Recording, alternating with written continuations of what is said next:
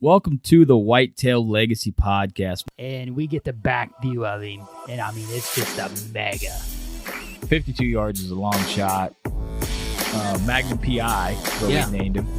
No idea. Just a magnum. Yeah, just a magnum. Come on, Cam last year, we said probably 150, mid 150. Yeah. Same doe from the morning come out with that 9-pointer. Here steps out this 90-inch 8-pointer. You're like, I'm like, okay, well, there's still a buck back there grunting. Yeah. And then out steps like another 90-inch 8-pointer. I'm like, all right. Yeah. Bro. Yeah. Bro. Yeah. You're like, I'm like, deer right there. Yeah, like and he's 30 already yards. 30 yards. Yeah. He was literally 5 yards from the base of the tree. Could have been had a buck down at 1:40 in the afternoon, back there deep on public. 3 does come out pretty early. It was like 245, 24 yard shot, sent the combat veteran, and I tell you what, man, dude, it just smoked. We always get so jacked up when the other person kills. It's just almost like we got it done. Yeah. And when you killed that doe, I was like, hell yeah, man. And we come down here to Missouri. I asked Comey one more time. I'm like, is it a good buck? And he goes, yeah, real good, solid buck. I'm like, all right, boom. And the deer just drops. Sure. Super special meat. Whitetail Legacy Podcast, bringing you back to the hunt and leaving a legacy. Baller rut. Welcome to the Whitetail Legacy Podcast, coming in your ear holes on this glorious Wednesday. We got a pretty awesome episode for you today, lined up with Jake from Exodus. He's got a little project that just started that's not going to be little for very long, I believe. He started a podcast all about buying land and all the ins and outs that you need to know for a guy like us, a normal guy, to run into your first piece of actually owning a little property. So we're going to have him on, talk about all that. This is also one of the owners of Exodus Trail Cameras. So why don't we start off with Exodus this week? What do you got, homie? Well, we are getting ready to get in deep here on the camera launch for the tail end of summer here, I guess. And we're going to get our Exodus cams out there, every single one of them. We got some Lift 2s, we got some Treks, we got Renders, we got the whole bunch here. And this is year 3 of us running them with no issues. And even if there was an issue, it's still covered with a 5-year no BS warranty. So if you guys are wanting that kind of security and something to count on, you can get into that at ExodusOutdoorGear.com.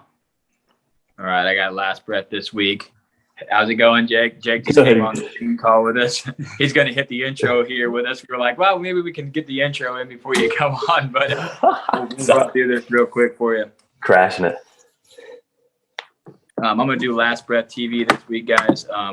We've been talking about the launch party for months now, but if you guys can't make it to the launch party, everything that we are going to air there is going to go on their YouTube quickly after that. So their series is going to be coming out where you can see all the content if you cannot make it to the launch party. And like I said, if you are from out of state or far away, we have people coming from multiple different states to see this show. You definitely can maybe catch a carpool on the way. So, but if you are interested in checking them out and you can't make it to the launch party, go ahead and check them out on YouTube. You got Bow Hunting League? Yeah, guys, just reiterate here everything that you need to know about the Bow Hunting League. It is the nation's largest free deer hunting league and hunting contest. It is 100% bow only, no crossbows allowed.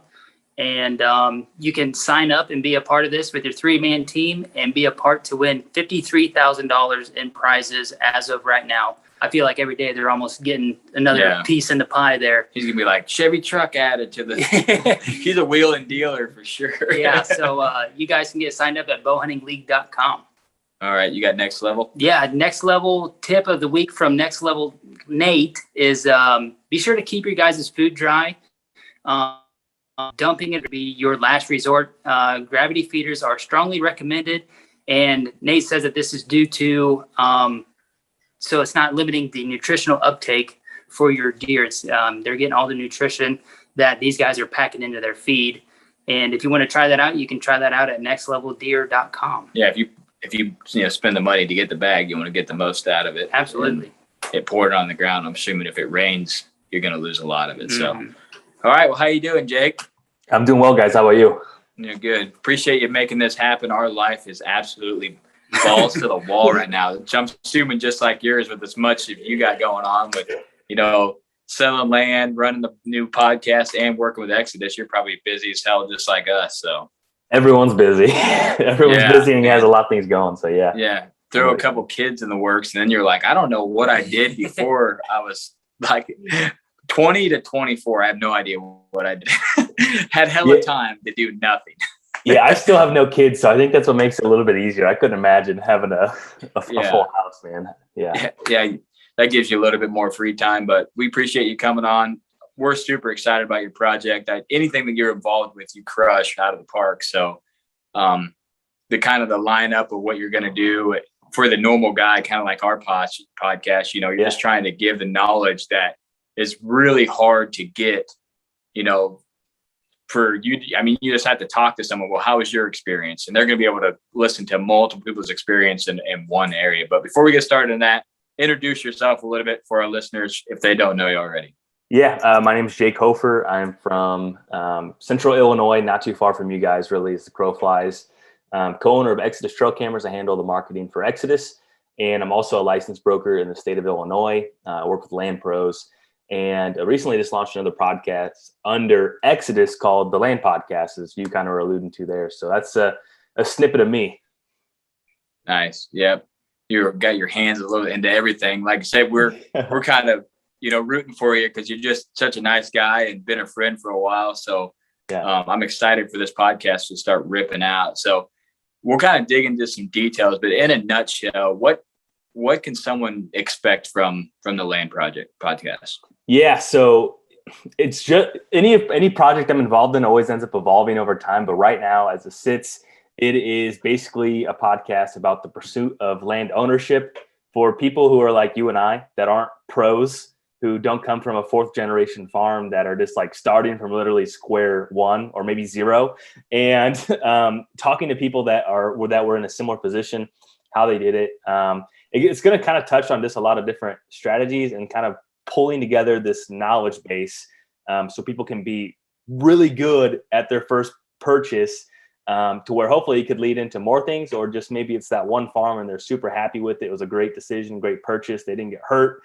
They didn't over leverage themselves, and it's kind of like helping people make this type of decision, because in real estate or really any sort of investing, there's so much information at your disposal. And then me, as a person that deals with helping these people, I'm always trying to learn regardless.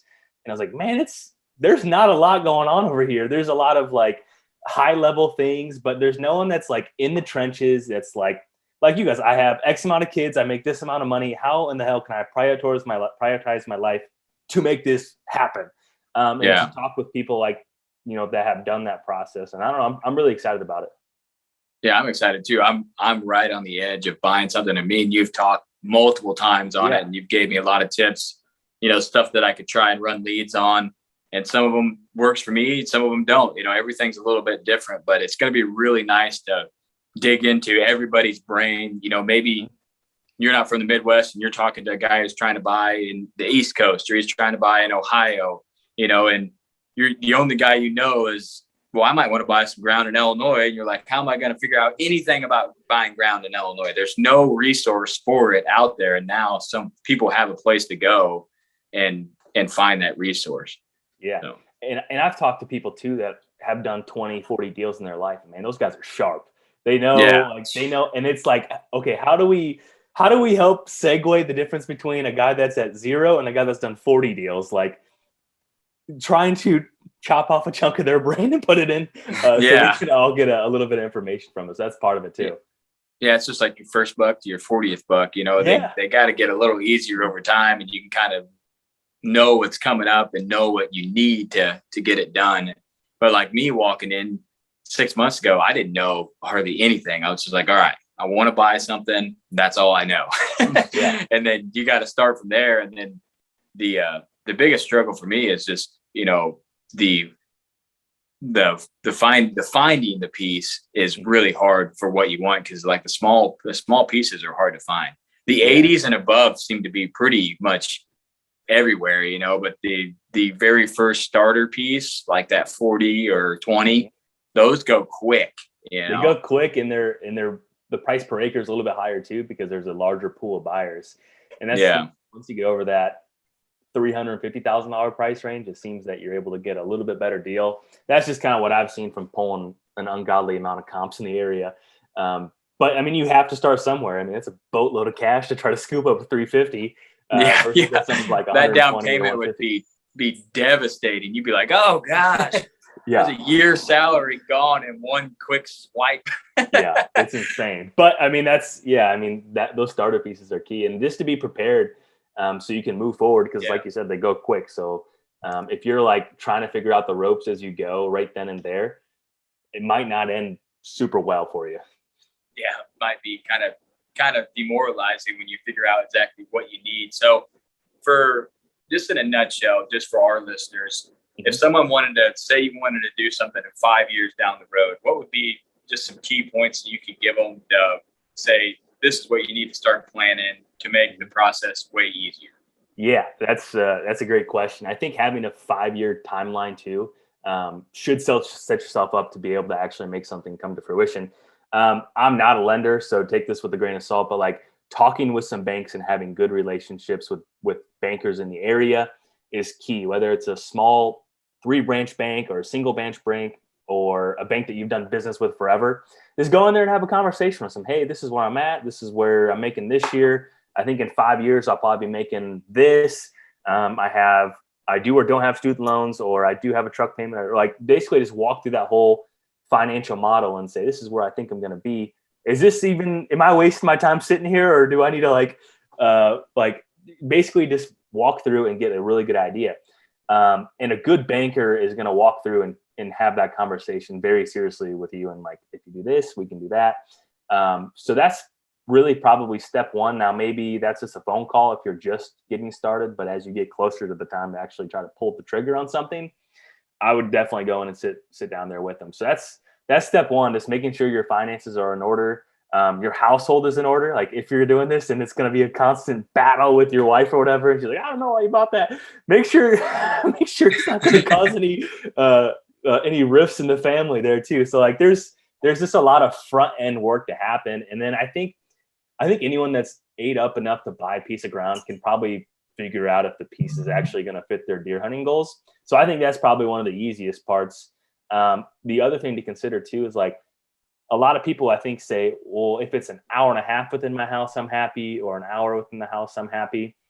I think that's another big thing. Like, what is your number one goal? Is it to hunt big deer, and that means you might have to drive 2 hours, or is it to have it 20 minutes to your house so you can drive by it every day if you wanted to? So like those are some things that give you about 5 years to do some soul searching on what you really want, because I think that's key. Yeah, one thing I've figured out is I started talking to banks like a year ago, and some would do 15 years, some would do 20 years. I just found one that do 30 years. Wow. Yeah. And if you can go around and fill it out, I mean, for a regular guy, 15 to 30 years is game changer level of monthly payment. You're like, wow, okay, I can really stretch this out, because on land loan, it's kind of risky for the banks, you know what I mean, to step in. So a lot of them don't want to do more than 15 or 20.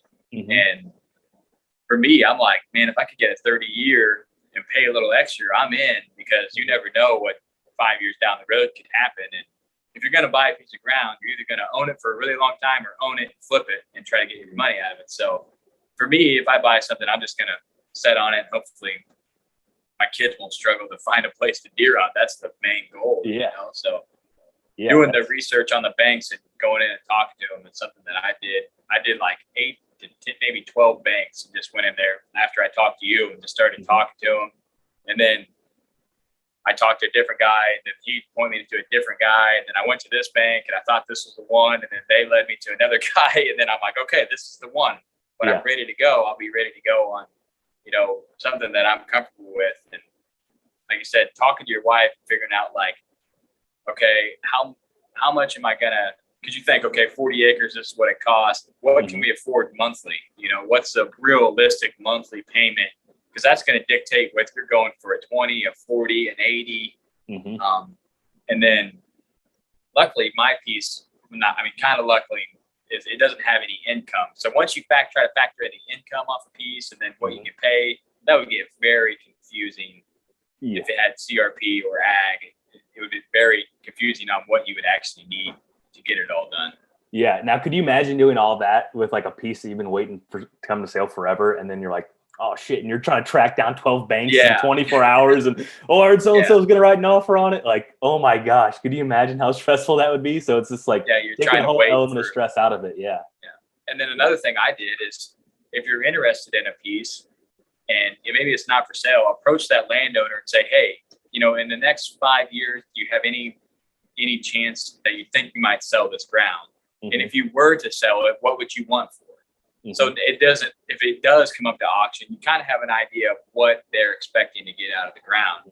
And I was pleasantly surprised when I found my piece that how much it was, but it could have been the complete opposite. I could have saved money and been like, okay, I think I'm in the ballpark of what this guy might want, and he could have wanted 100,000 more. Mm-hmm. And then I'd have been like, well, I'm not even close to, so the deal ain't gonna work. But yeah, no, I think that's something you guys are really good at is talking to people and kind of like hedging deals off market. Yeah. I think you guys talk to a lot of people. That's what you guys do really well, and that's certainly a great approach. There's no doubt about it.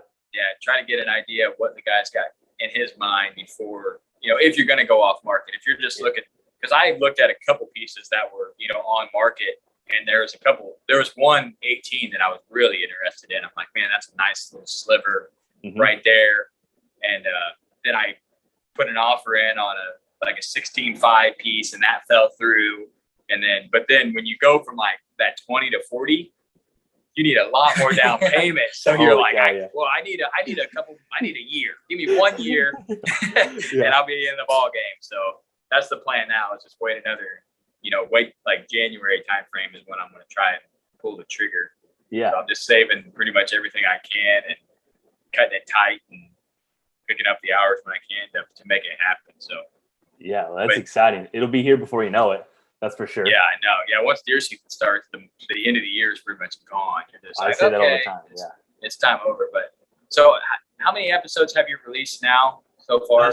So we have we release episodes every single Monday, and we have I think 3 full episodes out right now. Nice. So it'll be a mix of like industry experts that I can track down, and then the other like rotating episodes will be first-time land buyer series. So I basically track down people that bought their first piece of ground and everything they learned in the process. Like, what do they do for a living? So I think people realize they're way more relatable than what you think. And there's a lot of misconceptions of like, well, you have to make a shit ton of money or something crazy. Yeah. It just probably just takes a little bit of planning, and that's probably the one element is this planning.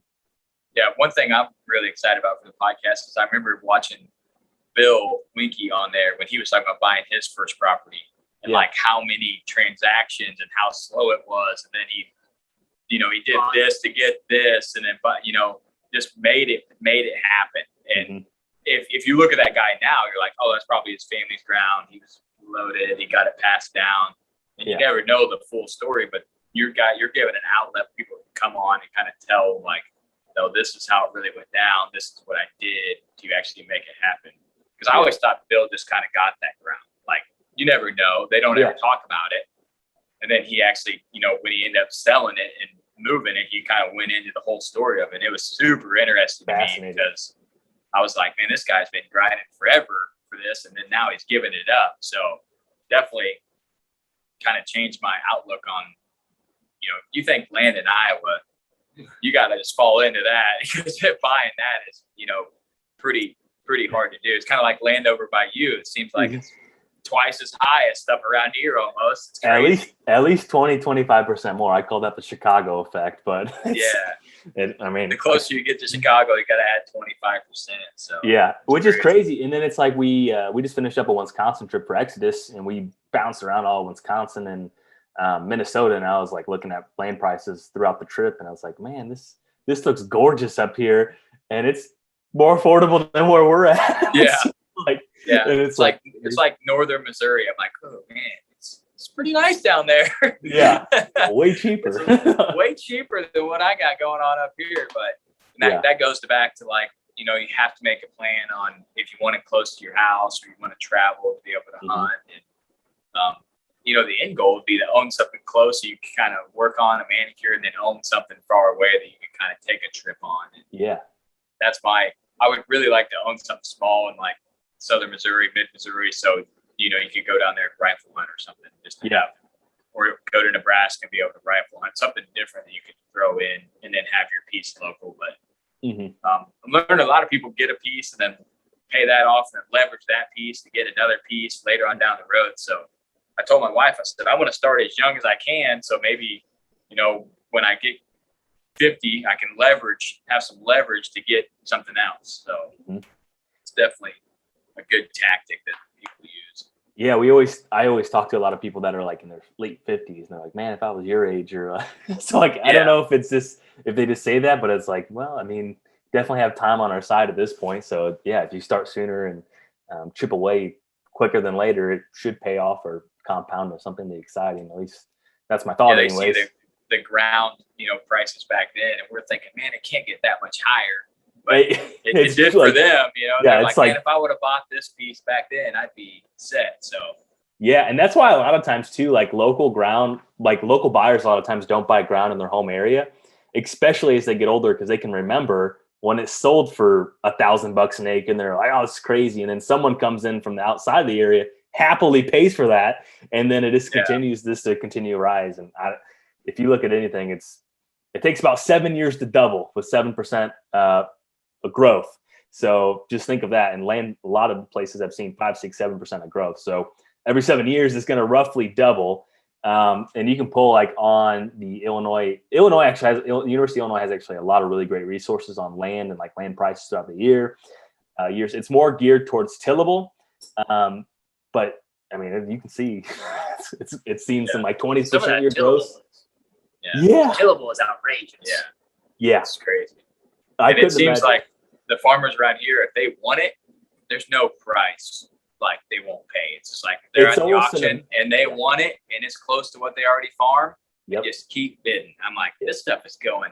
The per acre is astronomical right now. So it's crazy. Commodities right now are really strong, and that's where I think if you think hunting's emotional, can you imagine farming? Like, I bet it's even more emotional, because they're like, I'm 5th generation farmer here. We've wanted to buy that for 70 years. Like, we're going to do everything we can. That's what I picked up. I don't know if it's for fact, but that would be my guess. That's what it is. It like attaches to this field, or their grandpa owned it or something. And then it's just like, price isn't an option. We're just buying because that's what we're going to do. But eventually corn's so high now. Yeah, exactly. Corn's so high now, they're making their money. And if they ever want to resell it eventually, like you said, every 7 years, you kind of, the opportunity to resell it. It does seem like people start off with a 20 or 40 and then resell and use that down payment to get something else. And go ahead. Can you kind of go through that there, Jake? And is it as easy as that sounds, or is there more to it than just that? As far as like ground compounding that much? Yeah. Or like having this piece, and then you got your 20 off the get go, and then you want to get into something bigger, and just like kind of Cody was saying, using that as leverage to get into something bigger. Yeah, I personally have not done this, so I can't speak from experience, but that's basically what most of the time it is. Like, you already make that giant sacrifice, and you feel like the wind gets knocked out of you when you write that first down payment check, and you're like, holy cow, I can't believe we're doing that. And then as they chip away and they get more equity in that, and then if you decide to sell it and hopefully get 20-30% on your money in 4 or 5 years, and then you have all the print or all your down payment already, and then you have the equity, and then you have what you sold it for a profit, and then now you have, I don't know, maybe 2 or 3 times the amount of cash you actually put down, and then you go put it down 20-30% down on the next piece, and then so the core cash continues to grow, and that means you're able to get more pieces. And then as you kind of like break that barrier, like we talked about, like the small first-time starter pieces, and you can go and buy a bigger rec piece, I think that's where you can walk into a lot more equity. I think a lot of times with smaller pieces, you're probably paying close to retail in terms of like what it appraised for, like what's the true market, just because the pool of buyers and it's so much more competitive get into it. But as you like continue to get outside of that basis, then I think you can probably find some deals too. And in that way, naturally you're gonna be in a better position typically down your life anyways. You're gonna start making more money hopefully, and like your kids are gonna go off to college, and then you have less kids at your house. Like, so I think life kind of sorts itself out, and then also just the assets you have in hand, increase from paying off the property, and then also from it appreciating as well. Yeah, but if it appreciates in value. Then if you could get into something where you get some tillable on it, that'd be the end goal. Where you get some income, taxes a little cheaper, and work that, and then build off that. The younger you start, I feel like the more you can build, of course. But if someone ran into some money, that'd be the thing to do. Is like buy an 80. Just buy an 80 off the rip, and don't start small. And then your collateral will build so much. As long as corn stays $7, I mean, it's gonna keep ripping. Yeah, as long as commodities stay where they're at, those should stay there. But aside from that, too, I talk to a lot of people too, and naturally, I ask them, like people that started with a small piece, are you glad you did that? And it's, of course, I'm asking the wrong people, because every single person's like, it's the best thing I ever did. Like, it's the best thing I ever did. It's the best thing I ever did. And it's like, damn, I don't want to hear that because I'm not quite ready. But you say it's the best thing ever. So like and you're not talking to people that maybe over leveraged, or they lost their job, or they got divorced, or something crazy.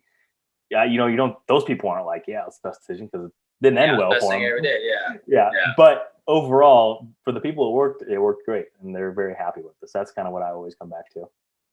Yeah, that's like we were talking today. I mean, everybody wants to own the small piece just because you have the freedom to do whatever you want. You don't have to go to the landowner, even if you're leasing, and be like, hey, kind of thinking about planting a food plot over here, or I kind of want to put some cedar trees out. You just do it. You just like everything out there. Like that tree, I own that tree. Like you want to cut it down, let's cut it down. This tree's got to go. It's supposed to be 2 years in a row. It's got to go. No, I really like that tree. Yeah, the owner's like, I don't want you cutting any trees. And then, you own it, and then it's just it'd be a completely different outlook.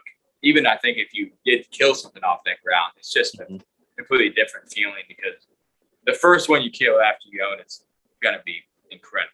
Couldn't imagine. Finally, you did all the work, the effort, saving all the money, and you own it. And then even if your kid killed off of it, you get to see that, and you're like, one day this will be there. This just a compounding, not only making money, but compounding the memories on that property, and the opportunity to.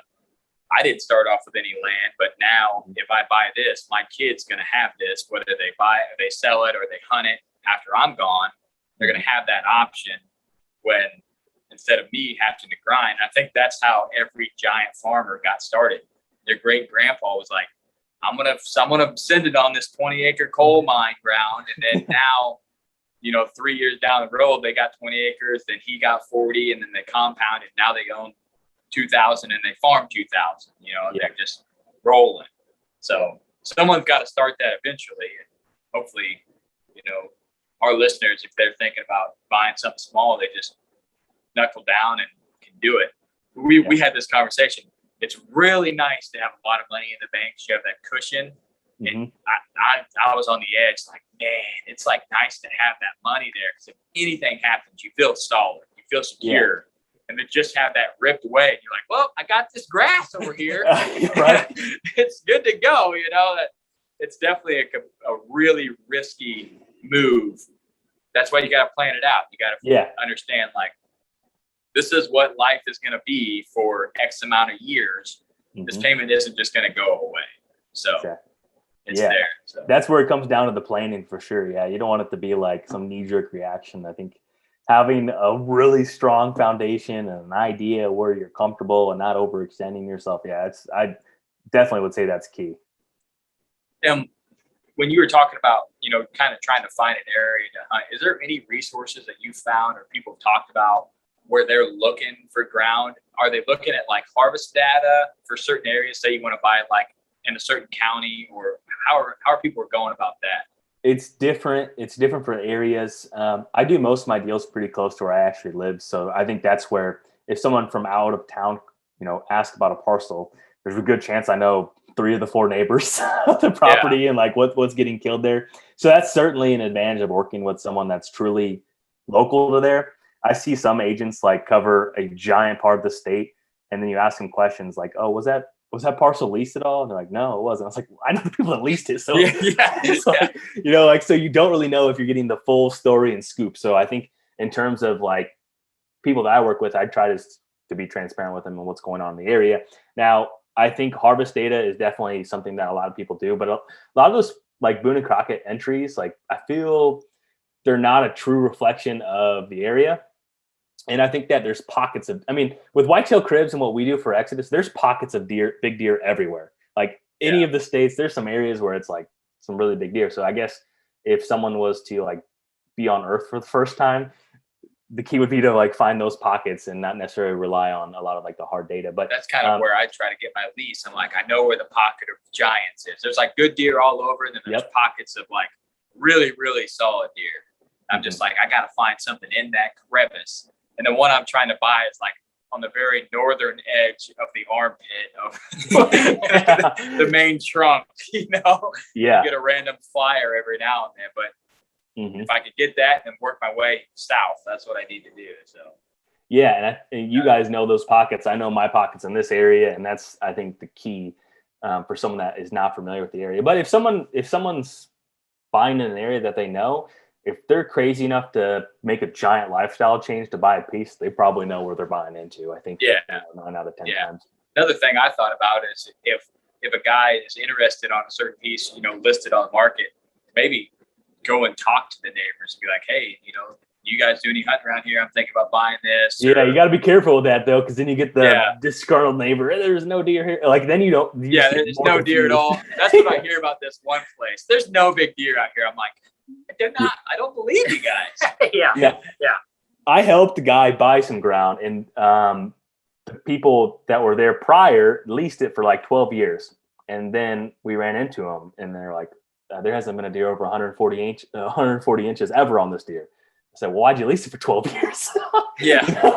We just like going. Yeah, we just like going out there.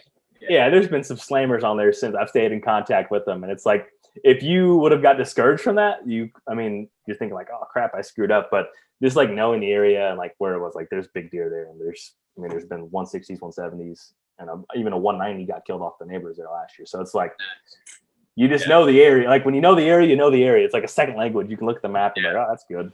But that's good. Yeah. And then another thing that, you know, my wife was like a giant push for me to buy something because I keep losing leases. You can't lose a lease when you own it, you know? Yeah. You get in somewhere, you get the ground really figured out, you start killing, or then like last year we got a giant piece lease. There's big deer all over it. I And remember you lose it that, October 12th, and you're like, well, what are we going to do now? You know, and you can't lose what you got, what you bought. You know, that's yours to hunt and decide. So that's a giant factor because around me, it's pay to play. Like there's no one that's just like, yeah, just go ahead and go out back and kill as many as you want. They, pretty much coons. If you want a coon hunt, there's no one that coon hunts anymore. If you want a coon hunt, you can literally go to any farmer and they'd be like, yeah, just go annihilate them because they ruin the crop so much.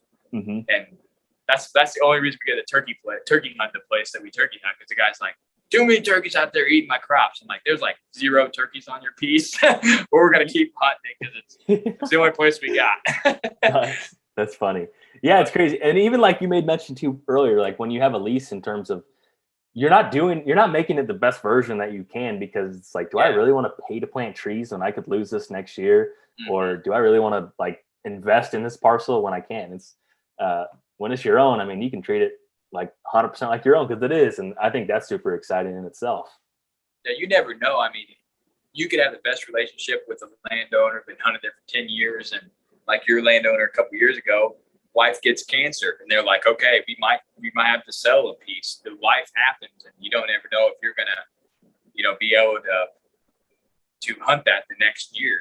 You know, a light switch thing can happen. So I know a lot of people that hunted the same piece for 15 years. And then one year they're like, well, we're not up there anymore. I'm like, whoa, you know, you guys been there forever.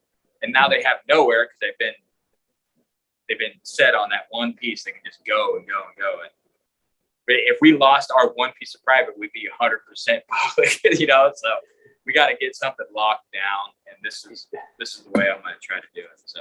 Yeah, that's exciting. So what's your timeline then? Like before this season or next year? Probably next year. Yeah, I'm gonna. The amount is figured out. The bank's cool with it. It's just me signing the down payment check and sending the horses. We'll send. Yeah. I'm gonna need like what are the giant horses?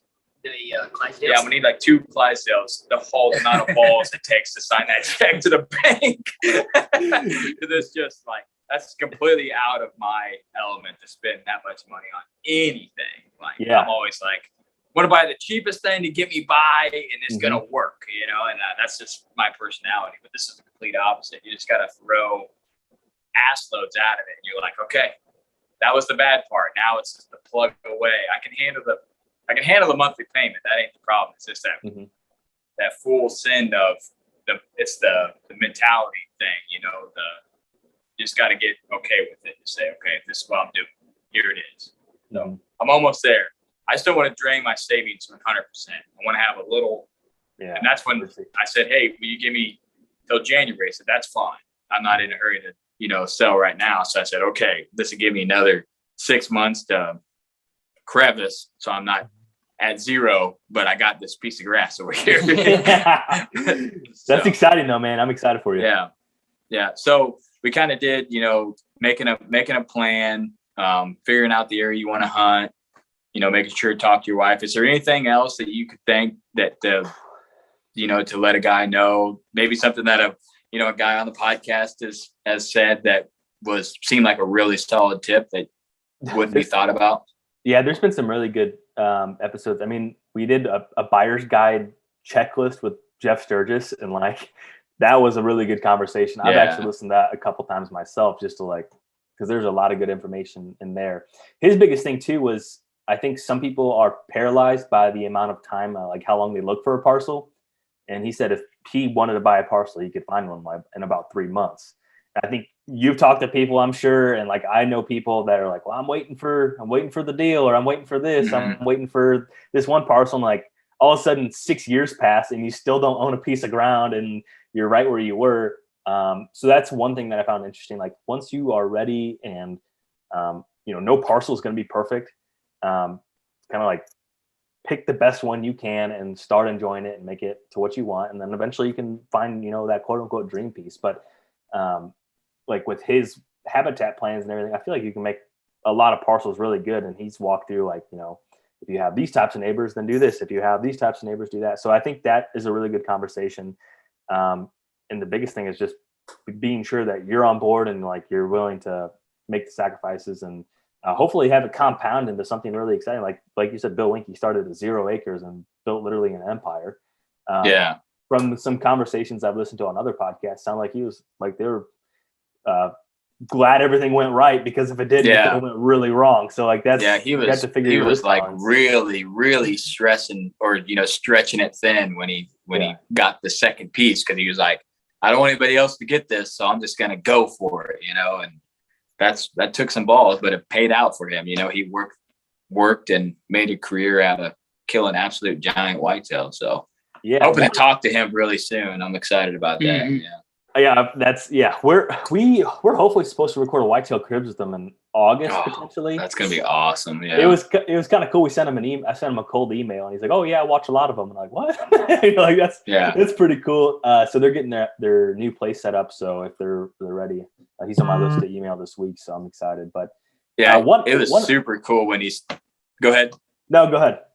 When he started posting all of his bucks to Instagram. Dude, I was like, I had no idea. You don't watch all of them get killed. And he's like, I killed this one this day, and it was 30 something days he did that. I'm like, all right, this guy's got some bucks on the wall for sure. So yeah, that was really cool. I knew who Bill Winke was, but I within this last year, I've started watching a lot more of his content, and I was like, man, this guy's the real deal. It's pretty cool. Yeah.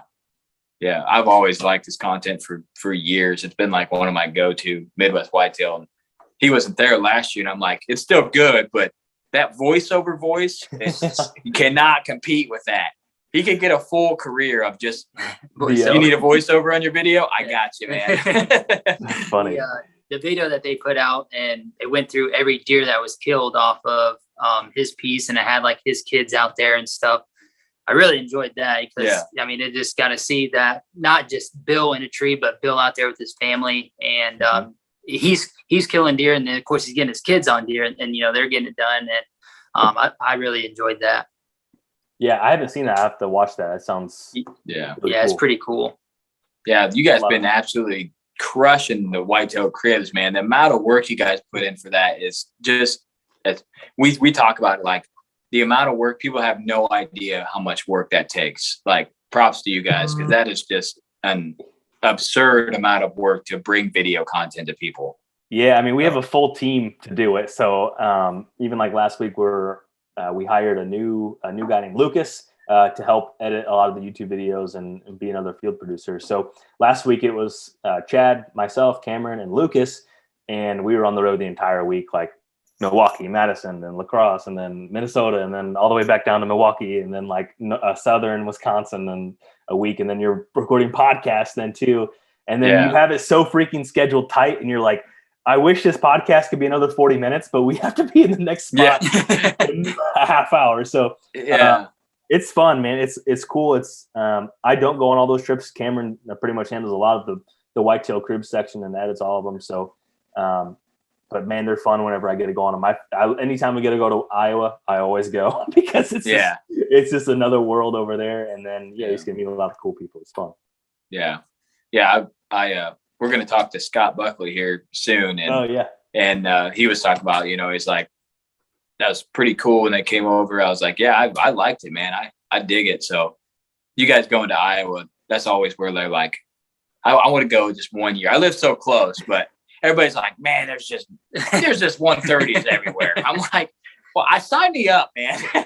yeah. That sounds great. That sounds awesome, but I'm struggling to see one. When we talked to Ryan last year, and he's like, there's bucks everywhere. He's like, there's bucks everywhere. We weren't seeing, it was when it was hot. We weren't seeing anything. Dude's seeing 8-10 bucks a day. And he shot a slob too, right? Yeah. I'm like, what is going on? He's passing all kinds of deer. I'm like, okay. We're out here struggle busting. Shit is legit, I guess. See a fork and horn. You guys should just jump the border. Just jump the border. We're like an hour away from Iowa, We got like 12 buddies, and we keep saying we all just need to get a piece over there. Just buy a piece over there, and we all rotate it. Yeah. So, but one of us would draw a tag. Here we are. Here we are thinking, maybe Northern Missouri. Maybe Northern Missouri. Got to get the gun out to get a chance. Even the people in Iowa, I think, are some of the nicest as well.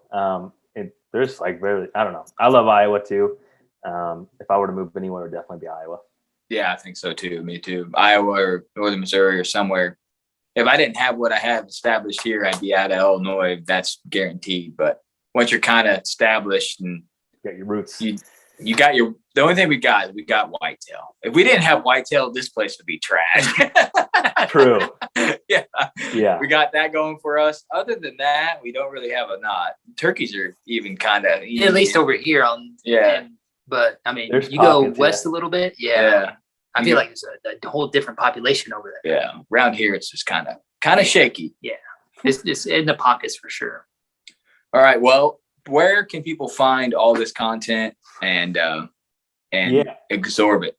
I'll probably send you 2 link trees and it'll have all the links in there. But you can head over to ExodusOutdoorGear.com. We're getting ready to do a Velvet Fest here really soon. So that's something we're always really excited about. This year is going to be the coolest year by far, I think. We have some different things. We're simplifying the campaign a little bit. So that's exciting. You head over to the YouTube channel, Exodus Trail Cameras. We have podcast Trail Cam Radio, and then we have the Land Podcast, and we're pumping out like 4 videos a week on YouTube. So if you like hunting content, there should be one series that you like. So I definitely would appreciate that. And it's awesome to hop on here and talk with you guys. It's been a while. Yeah, it's been awesome, man. I wanted to get this out to our listeners. I feel like there's a lot of just normal guys that are on the edge of thinking about buying in our listener base, kind of around our same age. So I think this would be beneficial for them to maybe come to your podcast, take some of this knowledge and scoop up as much as they can and make a plan. Like 5 years ago, I wasn't even on the radar to even think about buying a piece. So that's how fast your life can change in 5 years. You can really, So if you're making a plan right now and everything goes good and you're prepared, and then in 5 years you're even better off than you were throughout your planning, it's going to be that much easier. Maybe you can, instead of getting a 40, you can get a 60, you know, but if you're planning on that for 5 years, I think that's really, really key. So yeah, they can help me up. Give me a call too, because I think a lot of times each situation is different. I'm not the end all be all expert, but I definitely would be happy to bounce around ideas. Yeah, we've talked for hours about it. So yeah, you're definitely a good asset to have on a phone number call to get some in-person, you know, intel. Maybe that question wasn't answered on the podcast, but they know where to find you and they can just direct ask you. So yeah, one last thing. The goal of that podcast is to help 100 people help buy their first piece of ground. That's something I take super serious. So whether it's like just a piece of information, or I actually talk to you on the phone, or I help connect you with someone that is a legitimate expert in where you're looking, I want to help 100 people. I don't know if it's going to take 1 year or 15 years. I don't care. But I'm going to do that. And I'm super excited, you know, to get some of those last names that have been in the plat book for maybe 4 or 5 generations. So yeah, that's going to be awesome. Yeah. That's definitely a huge goal just to have that legacy and be like, man, you know, I started this free content just to try to help people out, and look at all the names that, you know, maybe just a little bit of tidbit made it a little bit easier to really make their dreams come true. And that's what you're trying to do. You're trying to help normal guys' dreams come true. Because I don't know anybody that whitetail hunts. Man, if I could just own this 40 that I'm hunting, or I could own this 60, I could fine tune it and make it my own. And this is given the outlet that people need to finally be able to do that. 100%. Yeah. I've been sitting on this project for probably December. And then I was like, kept dragging my feet, and I was like, screw it. Like, I got 4 podcasts in the bank. Just gonna press publish. Let's go. Figure out how to go. I'll never have more time, so just get it going and figure it out. Yeah, that's true. You never have more time than you do right now. It's always getting smaller and smaller. So. Yep. So, all right, man. We appreciate you coming on. Yeah, I appreciate it. Thank you.